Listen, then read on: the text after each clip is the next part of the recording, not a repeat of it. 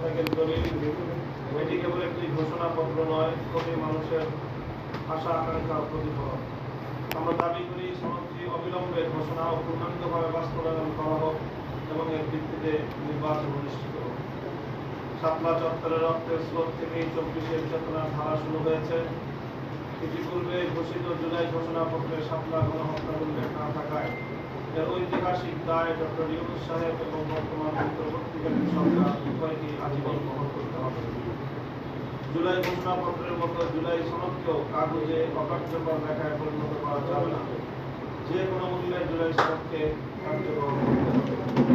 এটি আগামী সংসদের হাতে ছেড়ে দেওয়া যাবে না। অতীত অভিজ্ঞতা বলে ক্ষমতায় গিয়ে সবাই ক্ষমতার বাইরে থাকা অবস্থার প্রতিশ্রুতি ভুলে যায়। ৭২-এর বিশেষ ক্ষমতা আইন তার সুতরাং জুলাই সনদ অবিলম্বে বাস্তবায়নের জন্য অধ্যাদেশ, রাষ্ট্রপতির সাংবিধানিক ঘোষণা কিংবা অন্য যে কোনো কার্যকর প্রক্রিয়া গ্রহণ করতে হবে। সংবিধান সংক্রান্ত আলোচনায় জাতীয় ঐক্যমত্য কমিশনের সাম্প্রতিক বৈঠকে আমরা স্পষ্ট করেছি, বাংলাদেশ খেলাফত মজলিস জুলাই সনদকে কেন্দ্রীয় ভূমিকা দিতে চায়। সনদে প্রস্তাবিত পদক্ষেপগুলো অবিলম্বে ও পূর্ণাঙ্গভাবে বাস্তবায়ন করতে হবে। জাতীয় সংস্কার যদি কেবল কাগজে সীমাবদ্ধ থাকে তবে তা অর্থহীন হবে এবং দেশের রাজনৈতিক সংকট ও অর্থনৈতিক প্রভাব ব্যাহত হবে। তাই জুলাই সনদের ভিত্তিতে আগামী ফেব্রুয়ারি 2026-এর জাতীয় সংসদ নির্বাচনের দাবি জানাচ্ছি।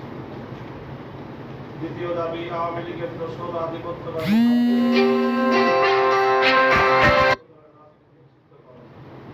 জাতীয় পার্টি ও 14 দল হলো এদেশে ভারতীয় আধিপত্যবাদের এজেন্ট এবং আওয়ামী লীগের দোসর। এরা বিভিন্ন সময়ে প্রকাশ্যে গণমাধ্যমে ভারতের অনুমতি ছাড়া কথা বলতে অনীহার কথা জানিয়েছে। ফ্যাসিবাদী শাসনের 16 বছর এরা ভারতের প্রেসক্রিপশনে স্বৈরাচারী হাসিনা সঙ্গ দিয়েছে। গুম, খুন, গুম, দুর্নীতিতে নিজেদের সামিল রেখেছে। এখন আবার এদের ঘাড়ে ভর করে পলাতক আওয়ামী লীগকে পুনর্বাসন করতে দেশি বিদেশি চক্রান্ত শুরু হয়েছে। দেশের সার্বভৌমত্ব ও সমৃদ্ধ ভবিষ্যতের স্বার্থে এই দলটিকে রাজনৈতিক মাঠে রাখা যৌক্তিক নয়। আমরা পুনর্ব্যক্ত করছি, জাতীয় পার্টি সহ 14 দলের রাজনীতি অবিলম্বে নিষিদ্ধ করতে হবে। তৃতীয় দাবি, আগামী নির্বাচনে লেভেল প্লেইং ফিল্ড তৈরি। লেভেল প্লেইং ফিল্ড ছাড়া নির্বাচন মানে ক্ষমতার প্রদর্শন।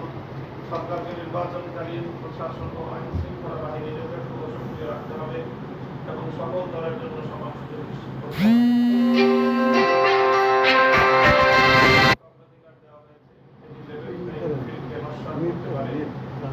আমরা মনে করি যা হওয়ার হয়েছে, আগামী দিনের সরকারের কোন কার্যক্রমে যেন কোনো দলের পক্ষপাত প্রকাশ না পায়। চতুর্থ দাবি, জুলাই গণহত্যার বিচার দৃশ্যমান করা।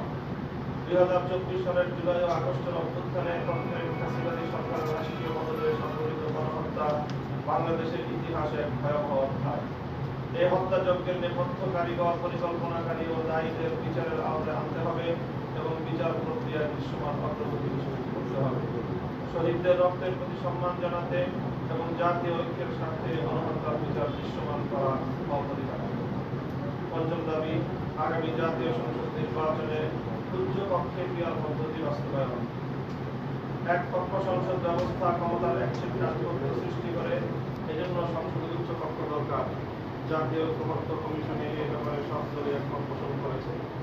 সংস্কার প্রক্রিয়ার শুরু থেকে আমরা বলে আসছি, বিদ্যমান নির্বাচনী প্রক্রিয়ার মাধ্যমে প্রকৃত জনমতের প্রতিফলন করে না।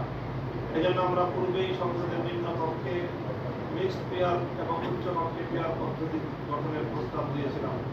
ঐক্যমত্য কমিশনে আমরা লক্ষ্য করেছি এ বিষয়ে দলগুলোর মধ্যে মতভিন্নতা রয়েছে। মতভিন্নতা কমানোর জন্য নিম্ন কক্ষে এমএমপি বাস্তবায়নের দাবিতে আপাতত আমরা ছাড় দিচ্ছি। বিদ্যমান প্রক্রিয়া নিম্ন কক্ষ গঠিত হতে পারে, কিন্তু উচ্চ কক্ষ কোনোভাবেই পিআর ছাড়া গঠন করা যাবে না। পিআর পদ্ধতিতে উচ্চ কক্ষ গঠিত হলে সংসদীয় রাজনীতিতে কার্যকর রাজনৈতিক দলগুলোর অংশগ্রহণ বাড়বে, জনগণের মূল্যায়ন নিশ্চিত হবে এবং ক্ষমতার ভারসাম্য প্রতিষ্ঠা হবে। আমরা বারবার বলেছি, পিআর ছাড়া উচ্চ কক্ষ গঠিত হলে তা কেবল বেকার পুনর্বাসনের উচ্চ কক্ষ হবে।